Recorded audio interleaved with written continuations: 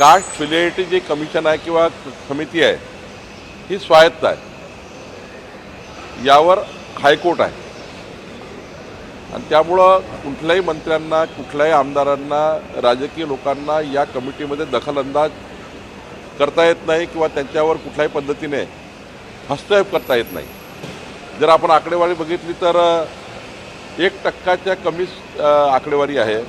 एकंदरीत जे प्रमाणपत्र निर्गमित झाले आहेत किंवा त्यांची व्हॅलिडिटी झाली आहे 1%पेक्षा कमी आहे। आता समजा मराठा समाजाचे 3 त्या ठिकाणी लोकांच्या व्हॅलिडिटी ही रद्द झाली, पण जर ओबीसी आणि याचा आकडा घेतला तर जवळपास 117 प्रकरणं अशी आहेत तर ओबीसी समाजाची सुद्धा व्हॅलिडिटी कमिटीने रद्द केला आहे। त्यामुळं एकंदरीत प्रमाणपत्राचा आढावा घेतला तर जे काही प्रमाणपत्र निर्गमित झाले किंवा ज्या व्हॅलिडिटी झाल्यात त्यामध्ये 1%च फक्त त्या ठिकाणी व्हॅलिडिटी ही रिजेक्ट करण्यात आलेली आहे।